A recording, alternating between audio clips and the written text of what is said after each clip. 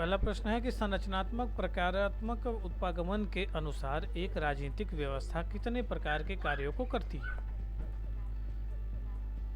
ए 4, B 6, सी 8 या D 10?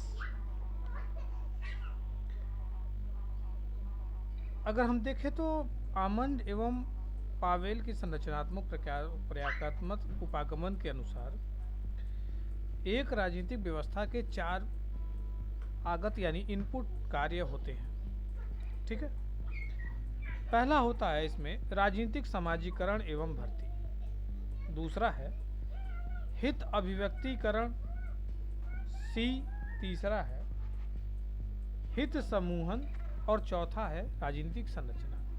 यानी कुल मिला के 4 ही कार्य होते हैं।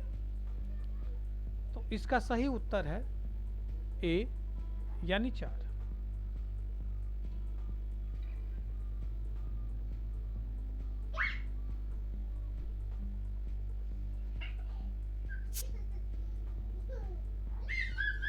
अब आते हैं अगले प्रश्न पे, देखते हैं संचार सिद्धांत का जनक किसे माना जाता है? ए डायच, बी कोलहैन,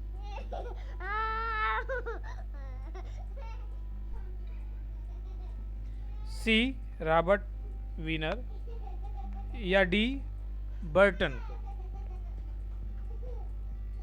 ये थोड़ा सा अजीब प्रश्न है क्योंकि इसमें संचार सिद्धांत के जनकों के बारे में पूछा गया है। इसमें संचार सिद्धांत डायच के द्वारा भी दिया है। तो इसका उत्तर अगर हम देखें सीधे सीधे, संचार सिद्धांत का जनक कार्ल डायच को माना जाता है। इस सिद्धांत के द्वारा सूचनाओं के आदान प्रदान एवं संयुक्त संचार के साधन का प्रयोग व उनके माध्यम से संचार को प्रभावी बनाने पर बल दिया जाता है। संचार किसी भी संगठन के उद्देश्य की प्राप्ति का महत्वपूर्ण अवयव है।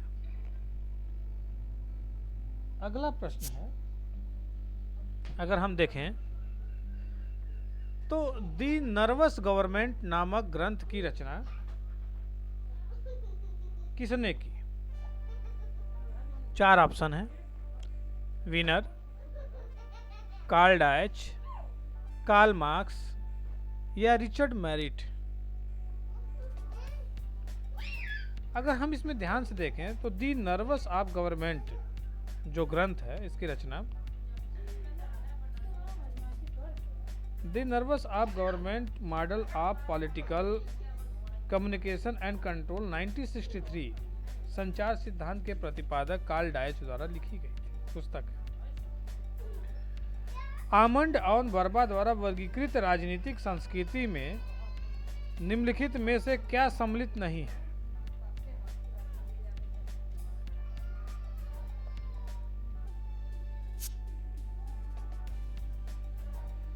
अगला प्रश्न है, आमंड और वर्बा द्वारा वर्गीकृत राजनीतिक संस्कृति में निम्नलिखित में से क्या सम्मिलित नहीं है?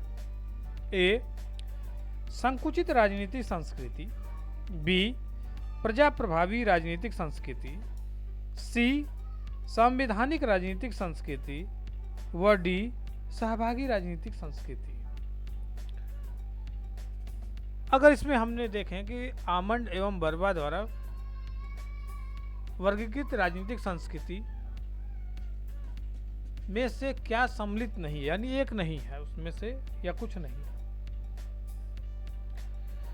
आमंड वर्बा ने अपनी पुस्तक द सिविक कल्चर 1963 में लोकतंत्र की स्थिरता व अस्थिरता का सिद्धांत पर राजनीतिक संस्कृति की चर्चा की। आमंड एवं वर्बा ने निम्नलिखित प्रकार की राजनीतिक संस्कृति की चर्चा की।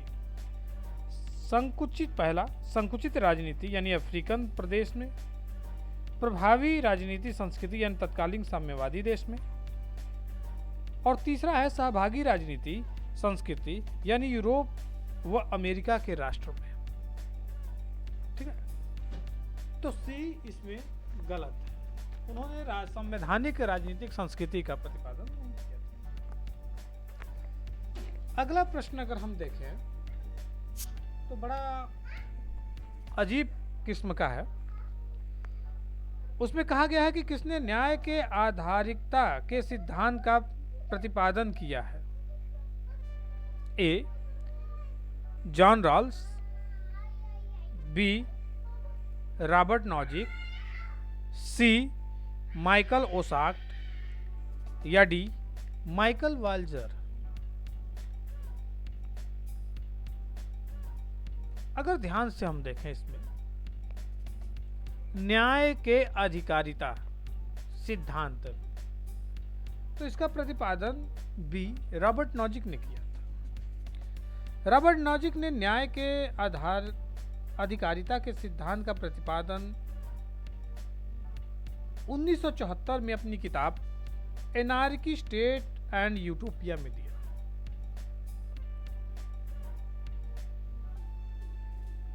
नाजिक ने राल्स के न्याय सिद्धांत की आलोचना करते हुए आत्मस्वामित्व के सिद्धांत के आधार पर न्याय का सिद्धांत दिया। नाजिक का मानना है कि विद्यमान व्यवस्था में जिस वस्तु का स्वामी है उस वस्तु को उसकी सहमति के अभाव से किसी अन्य को हस्तांतरित नहीं किया जा सकता।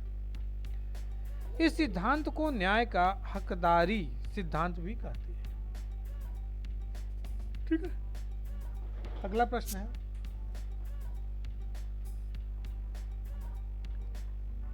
प्रश्न संख्या प्रासंगिकता के सिद्धांत का प्रतिपादन है व्यवहारवाद से, उदारवाद से, मार्क्सवाद से या उत्तर व्यवहारवाद से।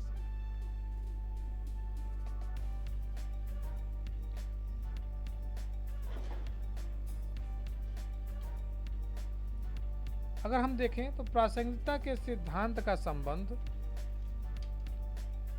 उत्तर व्यवहारवाद से है। डेविड ईस्टन ने 1969 में अमेरिकन पॉलिटिकल साइंस एसोसिएशन में इसकी घोषणा की। वह इसे एक वास्तविक क्रांति के संज्ञा दी।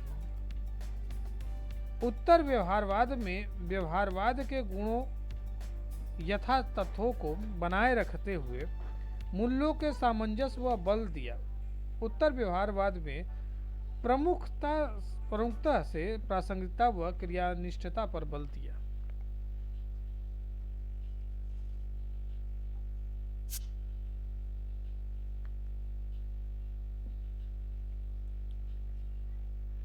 सामाजिक सुरक्षा व्यवस्था के प्रावधान से संबंधित मूल सिद्धांत हैं।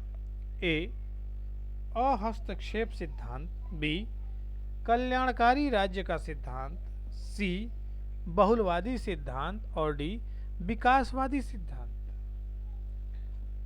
अगर सामाजिक सुरक्षा के प्रावधान से संबंधित चीजों को देखें तो कल्याणकारी राज्य का सिद्धांत अपने लक्ष्यों में सामूहिक सुरक्षा व्यवस्था का पोषक करता है। यह द्वितीय विश्व युद्ध के पश्चात विश्व के में कल्याणकारी राज्य की भूमिका में वृद्धि हुई। राज्य की भूमिका अब पुलिसिया राज्य की न होकर कल्याणकारी स्वरूप की ओर गई। कल्याणकारी राज्य अपने सभी नागरिकों की सुरक्षा व समृद्धि की जिम्मेदारी निभाता है। द्वितीय विश्व युद्ध के पश्चात सामूहिक सुरक्षा की भावना ने संयुक्त राष्ट्र संघ सरीखे संस्था के निर्माण व मार्ग प्रशस्त किया, जिसका ध्येय वाक्य है एक सभी के लिए, सभी एक के लिए। अगला प्रश्न अगर हम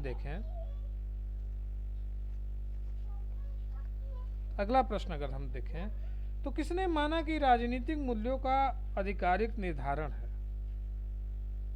ए ईस्टन, बी सैमुअल जॉनसन, सी मैकावेली, डी लॉर्ड एक्टन। राजनीतिक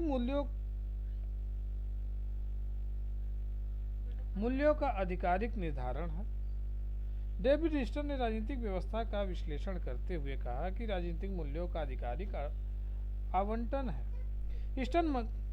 मानता है कि राजनीतिक व्यवस्था नीतियों के मध्य से मूल्यों का आवंटन करती है और यह प्राधिकारिक होता है तथा समाज पर बाह्य रूप से लागू होता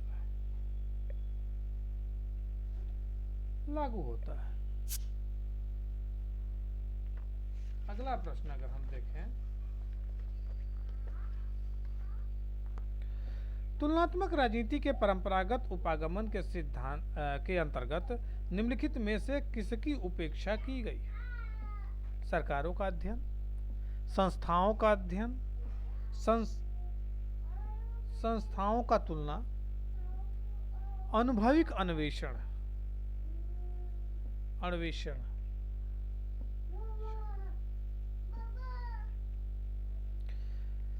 तुलनात्मक राजनीति के परंपरागत उपागमन मुख्यतः संस्थाओं, सरकारों का अध्ययन व उसकी तुलना पर बल दिया है।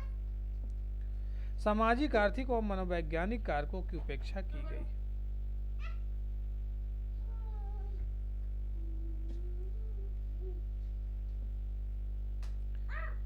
इस प्रकार इस उपागमन में अनुभव अन्वेषण का लोप दिखाया गया है।